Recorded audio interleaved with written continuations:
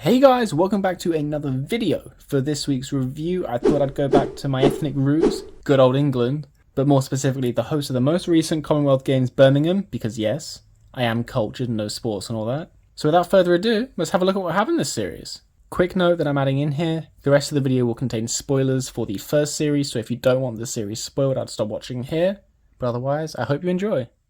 The Peaky Blinders is a Netflix original series that debuted on the 12th of September 2013 only in the UK, but due to the show's overwhelmingly positive reception, Netflix ended up acquiring distribution rights almost a year later, which is where most of us probably know it from. The first season is set in such an interesting time period in my eyes, mere months after the end of World War I, when all of the serving soldiers had just returned. Amongst these returned soldiers, we have the three Shelby brothers, which most of the first season is set around. Arthur Shelby, who's the oldest, John the youngest, and Thomas Shelby, the middle child, and clearly the main character of this show. Thomas, or as I'm going to call him Tommy for the rest of the review because, you know, we're friends, spends the first season planning to overthrow the big dog in the betting world, Billy Kimber, and take his title as the third largest legal betting ring in the country, while at the same time trying to offload a crate of stolen guns he accidentally acquired because, as you can imagine, the people in power are quite interested when a massive crate of guns has randomly gone missing, especially in the aftermath of the First World War. And then following parallel to both these story points is the growing relationship between Tommy and the new barmaid Grace, who, unknown to Tommy, is working for the police commissioner to try and find out where the guns are hidden as a secret agent. And then these three plot points all build to a dramatic crescendo in the last episode. Grace ends up falling for Tommy in the same way he's fallen for her, but still ends up giving the police commissioner the gun's location, with the promise that Tommy isn't hurt, and also informs the commissioner of the day that Tommy intends to overthrow Billy Kimber, which the commissioner then passes on to Kimber himself, leading to a straight shootout between the Peaky Blinders and Billy Kimber's boys, nearly killing Tommy and the whole Shelby family. Tommy survives and takes over Billy Kimber's betting ring at the end of the last episode, with the cliffhanger of the series being when Detective Campbell looks to shoot Grace at the train station right before the screen fades to black. And that was basically a very brief overview of what happened in the first season. But for a review, I should probably delve a little deeper into the story. So to try and get these ideas into somewhat of an organised manner, I put them into this here timeline, which I'm calling my key moments from the first series, with the red border being something I've got problems with, and a green border being something that I thought was really good. As you can see, there is a fair few here, 11 to be exact, with a couple hidden at the bottom because they're just some points I think deserve some extra attention, but I'll make them all pretty quick. Starting off with something that really started to irk me from the first episode, which was the dynamic between Arthur and Tommy at the very start of the series. In this scene, which is a scene in the first episode, we get quite a stern exchange between Tommy and Arthur, where Arthur is clearly fighting to remain as the head of the family, even though you get the understanding that people are starting to look towards Tommy for leadership. Then after this episode, Arthur seems to have just given up control of the family and everyone is just straight away looking to Tommy, which I get is how the series should have and did go, but if you're going to add this extra little bit of dialogue and tension at the start, I think you might as well at least make it last a couple episodes. And I just think that this little subplot didn't get anywhere near enough screen time as it could have, and I think it would have been really cool to see it. Then secondly, I got Danny Whizbang's death in the first episode, which for me is one of those moments where I can think you can really see the show's quality. In such a short amount of time, you get this really real connection to Danny, as you get to see glimpses of him going through real struggles of post-war depression, which subsequently leads to him mistakenly killing an Italian shopkeeper and therefore sentenced to death by gang law. And not only does this perfectly highlight how great the show's themes are, of being in that post-war time, but also to end off the first episode it shows a real good glimpse of Tommy's cunning, as Danny didn't actually die, Tommy just made it look like he did, not only to get the Italian gang off his back, but also so Danny could covertly work for him out in London. Ooh, it was so good.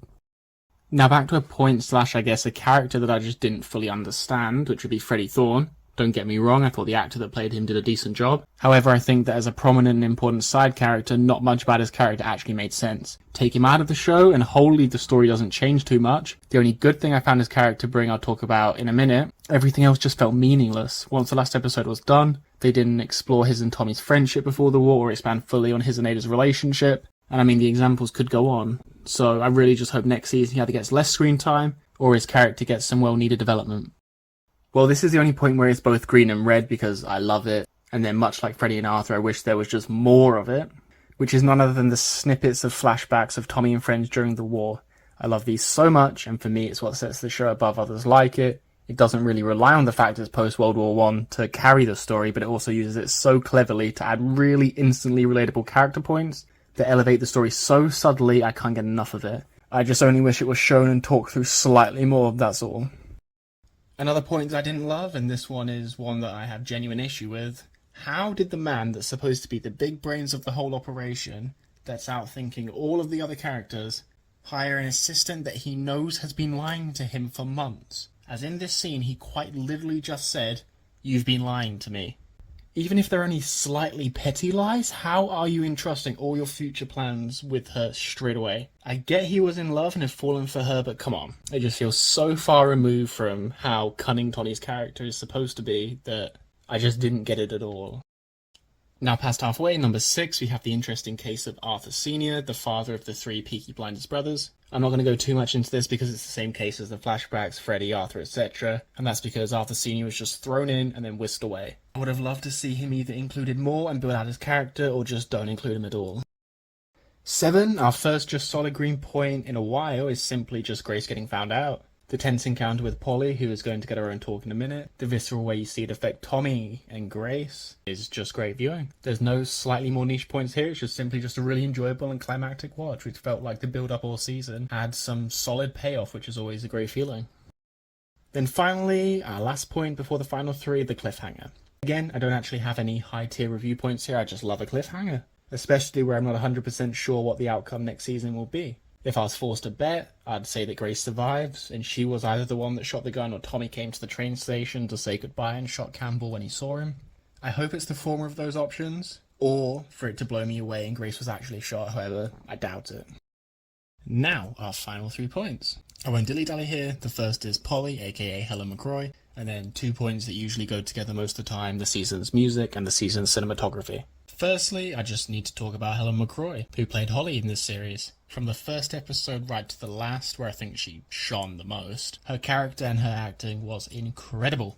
Most of the other characters / actors were also really well acted, however, in my opinion, she was just top of the crop this series. From her line delivery to the bad bitch persona, she just perfectly embodied it, and it was a joy to watch her interactions with Tommy and Ada. It made their story so much more just all-encompassing. It really beefed them out in such a good way, and I really hope next season she gets minimum the same level of screen time, if not more.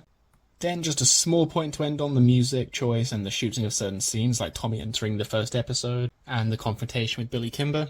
I can't play it here, but when you hear that intro music, it is just so instantly recognisable. Great job to whoever was in charge of that. And there we are, all the points in the series that I think deserve to be talked about, both good and bad.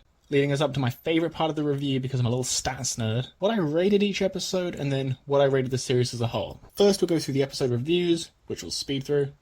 Episode 3 was just a little plain and the worst of the season, and then by far the best was the last episode with Billy Kimber and Grace getting found out, which would give the series an average rating of 7.34 out of 10, which is normally how I'd rate a show to make sure I take all episodes into account.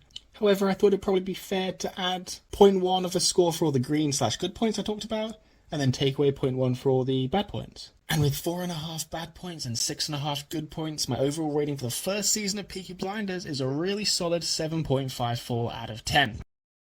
And with that, we are done for this Peaky Blinders review, which I thoroughly enjoyed. So, thank you all so much for watching. If you do have any feedback on how you think the video could be a little better, any series to review in the future, or any thoughts at all, I'll try and reply to as many of you as I can. And with that said, have a wonderful day. Can't wait to see you next Friday.